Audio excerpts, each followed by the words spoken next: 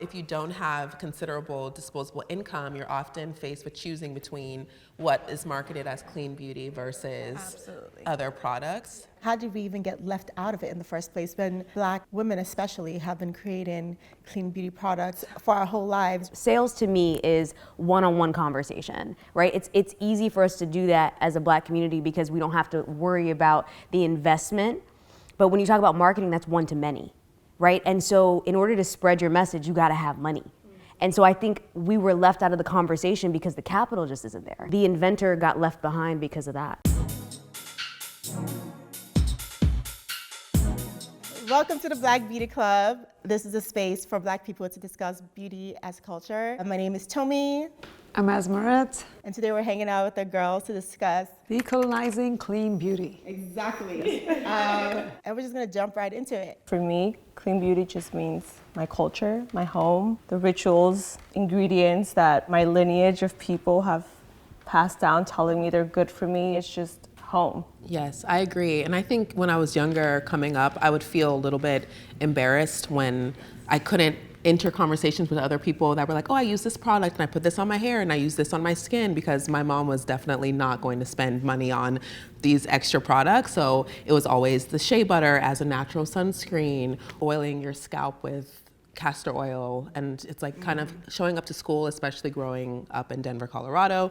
It's primarily white, and you start to kind of realize that there are differences in the way that we care for our bodies and our skin and the conversations that we have at home versus with other folks. So I think for me, clean beauty is similar. It's about being comfortable in knowing that what our bodies require is different from what other people require sometimes, and it's okay to stick with the basics. Clean beauty to me is anything that's not going to inflict harm on my health long term. It's a cultural thing as well. I mean, I'm from Jamaica, my whole entire family's from Jamaica. All I used was castor oil. Simple ingredients is very important to note, and not everything has to be grand. I would piggyback off of that. I think when I think about clean, it's like more of a holistic approach. It's care. And I think for so long, we've moved away from, to your point, very simple ingredients and have been inundated with product that have all these claims and ingredients and raw materials that we have absolutely no idea where they're coming from and how, again, they impact our health and our environmental health.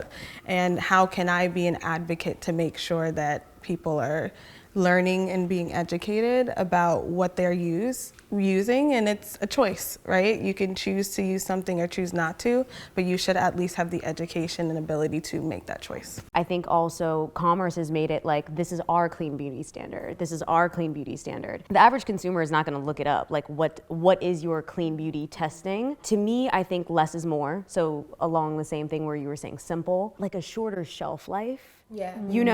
Less preservatives, as simple as it can be. When was the first time you guys actually even heard the word clean beauty? And what was your reaction to it, really? Well, when I was starting my brand, like, what do you do when you have no money and you want to enter this space? There's a lot of certifications that you need and all of these things. And then I stumbled on like clean beauty instead of like the natural. I was like, well, where's the certification? This was, what year are we in now? 23? This was the era when you found natural at Whole Foods. There was no other space to find. I think back in 2012-ish is when natural was very popular, but again, no one really knew how to define it. And then people who were in the beauty space defined it as like crunchy granola, especially when it came to makeup products, right? It was like, oh, you're gonna have a natural lipstick, but it's gonna be really dry, it's gonna be super draggy, it's not gonna long wear. So I feel like it kind of made its morph into clean. And I think along with that came people having an understanding, or at least brands having an understanding that they can market natural products with clean chemicals morphed together to create clean, efficacious products. Because I think there's a perception that clean automatically is not effective, but just because something is natural does not necessarily mean that it's good for you. Like poison ivy is natural, but from my perspective, you got natural and clean kind of morphing together. I feel like it kind of happened with like the whole goop. Goop, because they took like what was already existing at Whole Foods and just put new packaging and increased pricing and just marketed it very differently and completely colonized it, right? Because a lot of these products that exist there, like they've been here for a long time, and it's marketed to a whole different new demographic.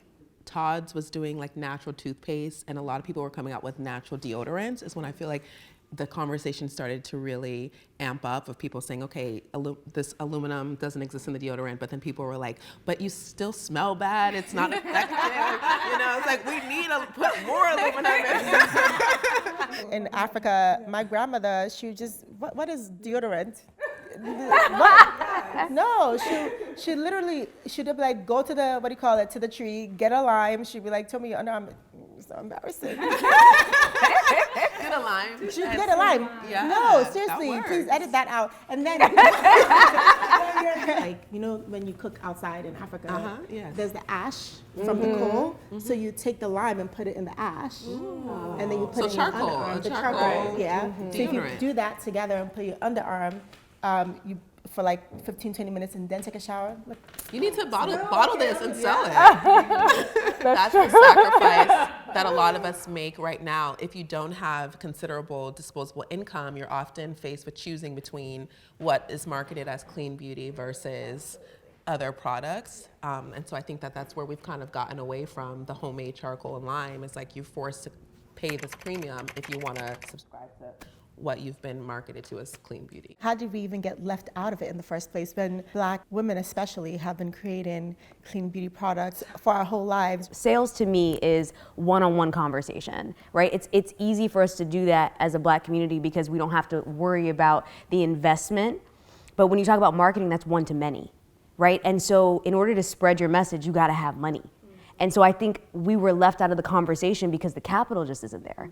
Like venture capitalists have just now recently started looking at Black companies to invest in. And most of those companies need to have a very strong vertical trajectory that sometimes they can't even keep up with the demand because it's like, oh my gosh, okay, I sold out of that, but now I gotta make more, but it's still not enough to catch the eye of the dollar. And I think that the issue really is the money. The inventor got left behind because of that.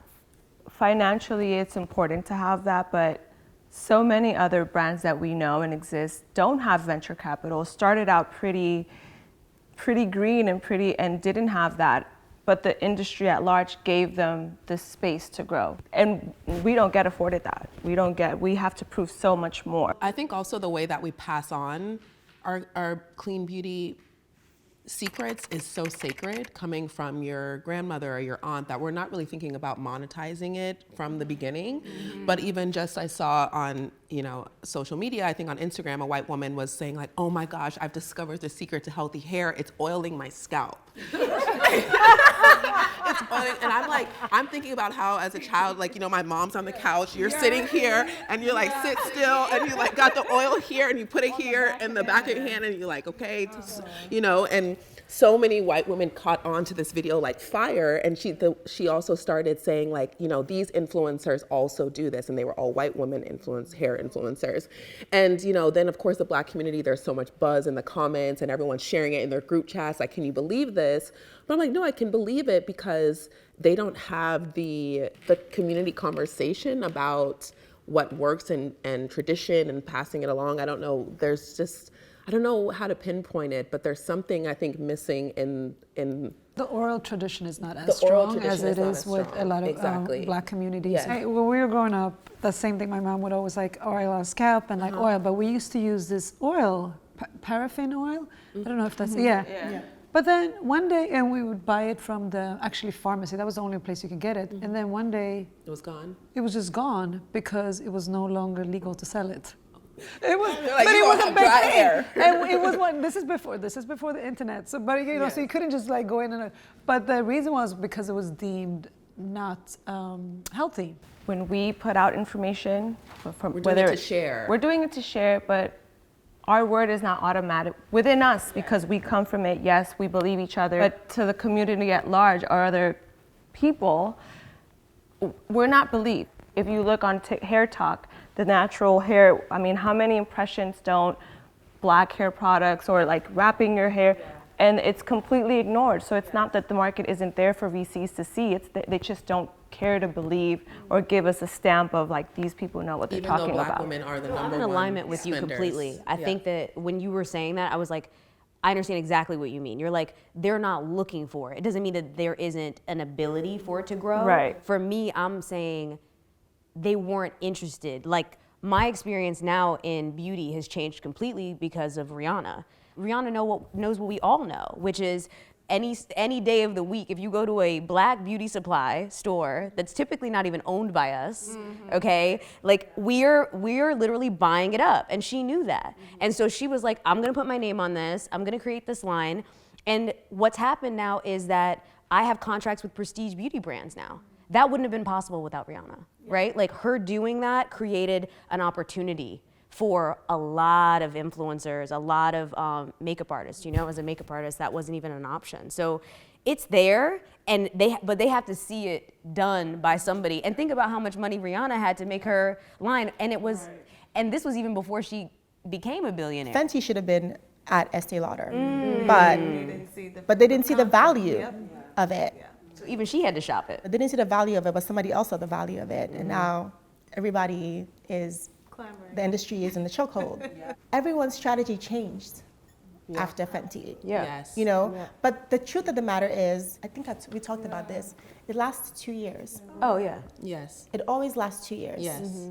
People are still struggling to get investment still. Now in a phase where, now everyone is kind of like trying to like poo-poo the clean beauty. No, it's true. They're throwing dirt on it. Right. Right. That's what I'm saying. Like, the clean beauty industry is like, oh, we're, you know, because of the emergence of chemists on the internet and debunking all this stuff, which is great, right? We need a balance, but we're over the whole clean beauty thing, and it's the demon. But it's not for us, because it was about the non-toxic and the free from. It was just, I couldn't afford to go to Rite Aid and buy whatever the kids were buying. I couldn't afford Proactive. I had to use what my mom said. It was in the kitchen. Because my mom was a working woman with 3 kids, barely getting by. So you're gonna use what's right here. Apple cider vinegar. Well, uses apple cider vinegar. And some stuff is also just, I like a ritual. I like to sit, lay back, and that whole part of clean beauty is erased because we're not in it. You know, I was even afraid to like relaunch Menos Mas, because I'm like, if that's the label the industry gave it and now they're over it, what am I supposed to name it? These are questions that we have as founders, and it's like, I didn't subscribe to this title, but the industry forced me to subscribe to this title, and now they're done with it, so like, am I done? It's like, I haven't even given a chance in the industry yet, and I'm already like being told my thing is wrong. Like, where do I fit as a person whose practice and culture is the one providing all this stuff anyway? It's exhausting. Yeah, I mean, I hear your point. I think what we're entering and seeing is clean, like we all sat around and really shared what is clean beauty to us, and we all had very different definitions, very common similarities, but the definitions varied. And so I think you're gonna have an opportunity now where people are defining it the way they want, and the customer who is attracted to that definition is going to buy into your brand. And I also feel like there's a kind of a spillover now into wellness, into clean wellness and beauty wellness. And so now people are not only looking at what are you putting on topically, but what are you ingesting that also impacts your physical appearance. So I feel like that is kind of like the next wave of the clean, of kind of taking in that internal, external idea. Which, I mean, even with the word wellness, Yes. it's something that I cannot stand. Yes. It's overused, and it does not benefit Black folks at all. No. Yes. In my work with sexuality and starting my sex toy company, I just saw the other day that Kourtney Kardashian, you know, she has these gummies or vitamins. She came up with like a vaginal gummy, and then A vaginal? Yes, a vaginal gummy. So wait, do you put it inside your vaginal? No, you eat it. You ingest it. You eat it, but it's I it's just need supposed to ask. help with, you know. I think she did a cheeky caption saying, you know, like, if you want to taste good to the way that we've been taught to, drink like eat pineapples or cranberries. And I'm like, okay, whether you believe that that's true or not, it's your prerogative. But after she launched it, then all these doctors and scientists came for her in the comments, and then other news places picked it up, and they're like, all the medical people are saying, do not take this, do not take this vitamin, and that we all know vaginal pH is so delicate. It can change it's a petri dish, basically, your vagina. And so in my work with creating natural lubricants, I'm like looking at aloe vera and looking at more natural things for Black women, specifically our body, even though we've been taught like coconut oil. Like coconut oil is not a great lubricant. It's not good. You're not supposed to use coconut oil. So, it's like when you have these experiences and a guy shows up and is like, you got coconut oil? I'm like, no. We're not doing this. I think having skin education and just education around everything is so important. Yes. But even that's become so subjective because there's so many people giving information. Yeah. If they don't have a credential, then you should not. But there are people who have credential that are still saying nonsense. Yes. Facts. Yes. But it's a filter. It's true. Yeah. It's true. But still, it has to start somewhere. We just have to it has to start in some way. You know what I mean? Like, with this information? Okay, I choose to, and we have to own it. Like I'm choosing to do this. You can't blame anybody for, you can't blame a blogger for your skin going crazy because you decided to use the product. Yeah. You know what I mean? But I can't lie though. No, I was gonna say no. I can't lie though, because sometimes I'm like, okay, I gotta get like Tommy. Let me get on my, let me get on my routine. I'm gonna find let's say I'm gonna find another moisturizer, and then I like try to look up like, okay, what's good, and then I'm like. There's so much. And I'm like, I'm not gonna and lie. everybody's saying different things. I'm like, let me just go back to my almond oil. I just use. I'm not gonna lie. I don't play around. I use a Black-owned brand. Yeah. I really do just stick to that. Yeah. Or I just use a small woman's. I don't use anything that's like mass produced or like. Yeah. And to be honest, I feel like ever since I just made those decisions to like. Use a Black-owned. Listen, look at this. I use yes, period. We see the results. I haven't had historical acne throughout my years, but I had a period of breaking out that was uncommon. And she was like, okay, well, I can get you on Accutane. And I was like, oh, that's aggressive. Yeah. I'm like, Accutane? I know. Like,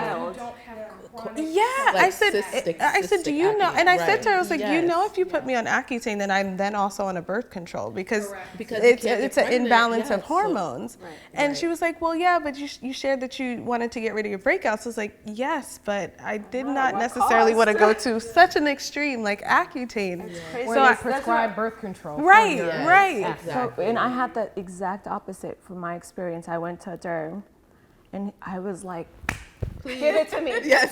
Give it to me. I don't care what it does to me. He was like, go watch what you eat. Yeah. He gave me like a medical thing from his office, topical. He's like, what are you eating? Use this, buy some vitamin E, come back in 6-8 weeks and we'll revisit. Yeah. But no. It's like the and that's what led me into. But that's great. Tapping. That's rare though. You're gonna find that. Old white man, and that's what led me back into the whole going vegan and plant-based because he was like, what are you eating? Clean beauty is a 360 approach. Yeah. It's not just product. It is definitely your mental state. It is your internal state. And I think that is what I love in terms of decolonizing it. It's like looking at beauty not just from a topical, tangible product that I'm gonna buy and use and keep using and using again, but it's how am I integrating all of those elements and making sure that I have this beautiful 360 kind of balance, you know? How do you guys think that we can take ownership of like clean beauty? Using our voices for the leadership, for the expertise that we have, and not just the topic of today, right? How the industry doesn't include us, but like I really don't want to have any more of those conversations. I want to talk about my expertise. Everyone has a purpose and can play a role in expanding what happens. I mean, my immediate thought is investment. From a community perspective, I would say like when you get that opportunity, finding a way to say, okay, actually I would also like to have this person come in as well. I would also like to add more people into this conversation. I think we need more money invested into the Black community, but I think that in order for people to feel powerful, they also want that money to be coming from Black people. So it's like, how do we? I mean, It feels like it's like I one, actually two. would also love that money to be coming from Black people, to be honest. I mean, it's something that I talked about this. I wanted to go to Nigeria this Christmas because I think there's so much money specifically in my country. You know, it really is, and less than 1% of Black people actually receive VC funding, which less than 1% is honestly, I feel defeated often, you know? And so I think in those moments, it's like, how can we, the system is just not set up for us. And it feels, you know, overambitious to try to be a single person changing the way that things have operated for centuries. I do think capital is important. And as someone who's raising money right now, VC funds, when I tell you, you know, when people are in conversations saying, you know, we need to see this amount of revenue, or we need to see this amount of traction, or do you have proof of concept? I'm like, proof of concept, I have 10,000 Black women right now that will pull up to this meeting and tell you that this is what they want, but you still want to see money and dollars. But I know that there are X amount of white men founders who are living on a dream and walk out of the meeting with $5 million. Personally, I am making a decision to shift away from corporate beauty. I've been in it for so long, and I've seen a lot of what we've discussed and how it impacts people and consumers and consumerism, but also how it impacts people who look like me. And I often find times like myself in this conflict of like, okay, I have to be in the room because I want to be the voice, but then you get kind of like belabored with that burden of like being true to the culture and then being true to the brand or being true to the industry. And so I just am deciding to take like a completely different approach, still stay beauty adjacent, but have more of this holistic approach. You guys were to invest in a beauty brand, who would you invest in?